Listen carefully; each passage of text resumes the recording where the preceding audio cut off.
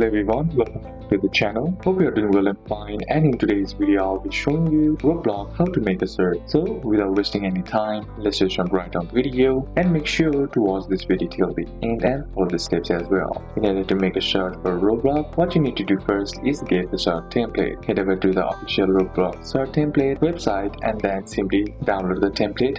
Then next is to design your search. Then once your design is done, save your design as PNG file. Then once all that's done, simply head over to your browser, then on the search bar type in roblox.com. Then once logged in to your account, what you need to do is just simply tap on the create tab on the top, and once you're inside the create tab, here all you gotta do is tap on search under my creation section. Then simply choose file and select your PNG search design and give it a name. Then simply click on upload. The next step is to wait for approval. Roblox will review your search for complaints with their rules. It may take some time before your search is approved and available, and once approved, you can equip your search on your avatar. If you have a premium membership, you can also sell your search in the Roblox catalog. So these are a couple of steps that you can apply, and that's it for today's video guys. Hope this video was useful to you. Leave a like if it did, comment down any questions that you have, and see you soon on the next one.